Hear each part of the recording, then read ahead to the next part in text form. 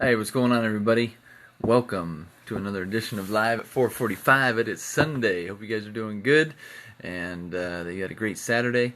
And just wanted to swing in here today, and I was thinking of, for whatever reason this morning, one of my favorite bedtime stories. And I know it's not bedtime, but at 4:45, maybe it'll lull you back to another 45 minutes or an hour of peaceful sleep. And you know. Being as my name is Jeremiah, there were many times growing up when people heard my name, Jeremiah, they would burst into song. I don't know if you have had those times in your life where when they hear your name, they start singing. But yeah, and they would start singing, Jeremiah was a bullfrog, was a good friend of mine. I don't know if you know that song, but I definitely know that song.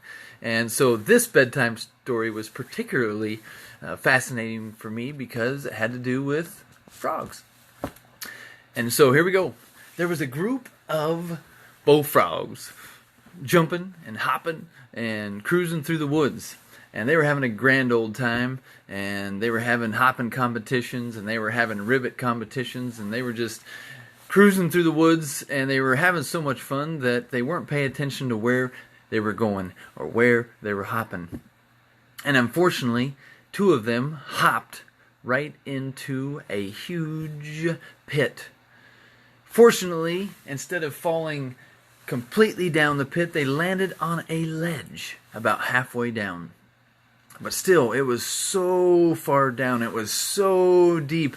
And as the rest of the frogs circled around this pit, looking way down to the bottom, they realized that there was no possible way, there was no frog way that these frogs were going to be able to get out of this pit. Now, the two frogs down in the pit, the two frogs on this shelf were like, yeah, we're getting out of this. So they began to hop. They began to try to reach. They began to try to jump out of this pit because they did not want to be stuck in this pit. And it was very apparent to the frogs at the top very soon that these frogs were not going to make it. And so they began to yell, "Stop it! You're wasting your energy. You might as well give up now." And they began to motion to these frogs, "Just give up. You can't make it." And they yelled all these negative words of discouragement, telling the frogs that this was hopeless, that there was no way. And yet the frogs continued. But finally, after hours of trying to reach the top, one frog finally heeded the words of his friends, heeded the words of his companions, and the words of discouragement, the actions of his friends telling him to give up, finally dug deep in him, and he heeded those words, and with one final leap of desperation, he leapt and then fell further down the pit to his death.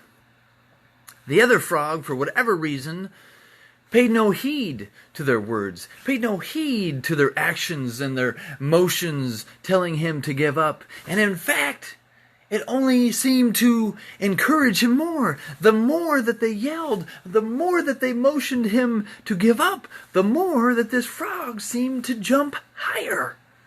And finally, with one great final hop of desperation, this frog miraculously hopped out of this pit of death back to the forest floor.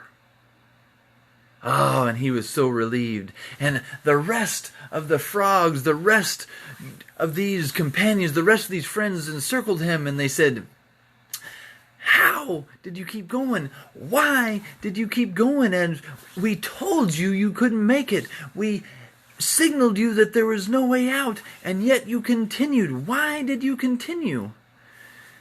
And he motioned to them in sign language and said, "My friends, I am deaf. I thought your words were words of encouragement. I thought your gestures were gestures of encouragement. I thought you were encouraging me by your yelling and your screaming. I did not know you were discouraging me.